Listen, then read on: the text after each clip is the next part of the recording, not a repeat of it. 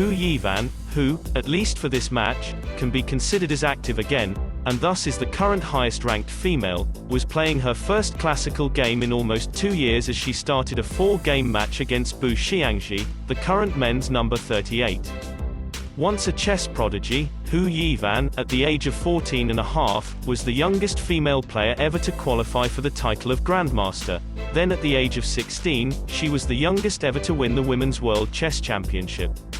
And, behind Judith Polgar, she is the second highest-rated female player of all time. Her opponent Bu Xiangzhi became at the time the youngest Grandmaster in history in 1999 at the age of 13 years and 10 months, and was a member of the Chinese team that won the gold medal at the 2018 Chess Olympiad. Bu started with knight to f3, the Reti opening, and after a few moves the game transposed to a queen's gambit declined, where Hou Yifan with the move bishop to b4 chose the Ragozin defense. This defense is named after the strong Grandmaster Vyacheslav Ragozin and can be described as a mixture between the solidity of the queen's gambit declined and activity of the Nimzo Indian. Hou Yifan actually played very active and got a good and dynamic position out of the opening. On move 25, she unfortunately made a mistake by playing her pawn to c6 attacking the rook. But at the same time this pawn was now an easy target for the white rook. And although the engine evaluated capturing this pawn as a winning advantage, Bu probably did not like the activity black suddenly would get, hence did not take this chance and decided for a more solid move by playing his rook back on d2.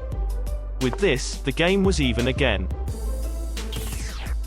Since the time control was 90 minutes for the whole game with a 30-second increment from the start, and this game was a very intense one, both players got into time trouble from about the 40th move onwards, where they already were in the endgame.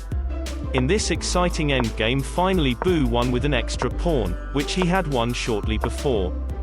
Hou Yifan resigned on move 66 in a lost position.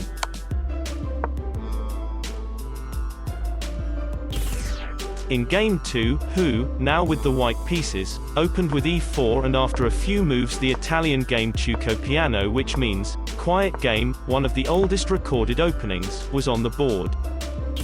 Although it is a very well-studied opening, the black pawn move on b6 on move 14, led to a completely new position that has never been played in official games, which both players handled very well and with a high accuracy.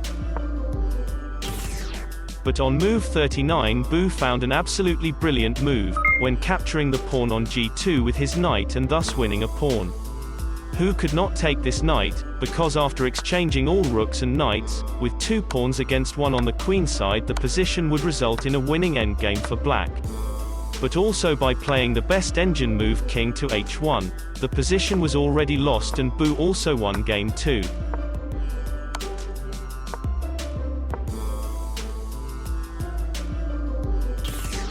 Game 3 had to be won by Hou Yifan if she wanted to stay in the match. The game started exactly like the first game, but Bu deviated on move 5 by moving his queen on a4 with check, instead of taking the pawn on d5. This is the queen's gambit declined Ragozin, Alekhine variation.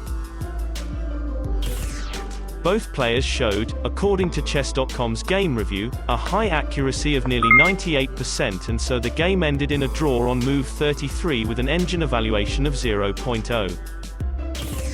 Thus this match ended in a 2.5 to 0.5 victory for Bu Xiangzhi.